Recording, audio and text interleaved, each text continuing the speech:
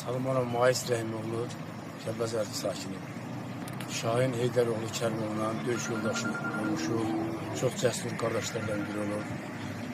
Düzdür, 30 ilə yaxındır itkin düşməyinə baxmayaraq bugünkü günə şükür ki, biz onu burada dəfn elədik, anasının gözü yollardan yığıldı. Allah atasının yerini cənnətdə eləsin, atası kəş bu günü görəydi. Allah yerini cənnətdə eləsin. Allah izləyək, Mahir Qədimoğlu. Şəhidimiz Şahin Kərimovun 2 il bir yerdə sinif yoldaşı olmuşuq. Kəlbəcər 1 nömrəli orta məktəbində bir yerdə oxumuşuq. Qismətdən Kəlbəcər özünün müdafiə batalyonunda xidmətə başlamışıq. Şahin haqqında çox danışmaq olar. Həqiqətən Şahin cəsur döyüşçü idi. Allahın bu gününə şükür ki, dövlətimiz tərəfindən şəhidimizin nəşi tapıldı. Anasının gözü yollardan çəkildi. Allah Şahin qardaşımıza rəhmət eləsin. Onsuz da bütün şəhidlərimizin yeri cənnətdir. Allah rəhmət eləsin. Şahin haqqında çox danışmaq olar. Şəxsən mənim üçün bu biraz danışmaq olmur. Təsircanlardır. Yaxınlarına, qohumlarına, hamısına baş sağlığı deyəcəm. Allah rəhmət eləsin. Kərimov Şahin Heydəroğlu mənim həmkəndçimdir, bir kənddə böyümüşük və bir yerdə hərbi xidmətə getmişik. 93-cü ildə məlum hadisələrlə bağlı meydançay döyüşlərində qəhrəmanlıq göstərmiş və orada şəhid olmuşdur.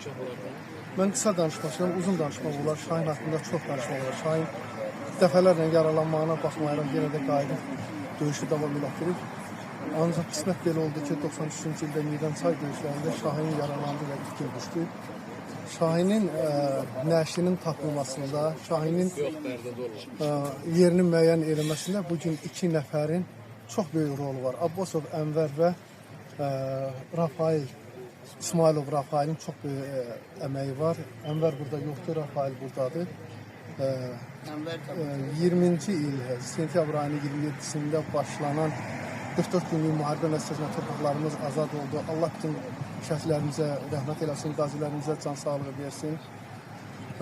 Kəlbəcərə birinci gediş başlananda Rafail qardaşımız çox çətin bir şəraitdə, hətta yük maşınında belə deyim də heyvanların arasında o Murov dağı aşıb o yerini bilirdi. O insan, yəni Rafail Şahinin harada şəhid olduğunu bilirdi.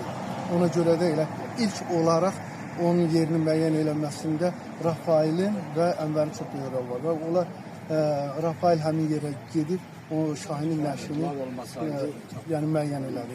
Yəni mən bu bütün o uşaqların hamısına can sağlığı arzu edirəm. Burada Malikin çox böyük əziyyəti olubdur. Əlinin, Poladın, Etibarın, adını çəkmədiyim bütün o əsgər yoldaşlarımızın hamısının o vətən torpaqlarının qorunmasında çox böyük rol olubdur. Amma bu 2 nəfərin, yenə də təkrarən qeyd edirəm, Malikin, Rafailin və Ənvərin Şahinin nəşinin tapılmasında çox böyük rol var. Yəni, onun nəşinin yerini bu 2 nəfər müəyyən edir. Allah şəhidlərimizə qəni-qəni rəhmət eləsin, Allah Şahinə də rəhmət eləsin, ruhu şad olsun.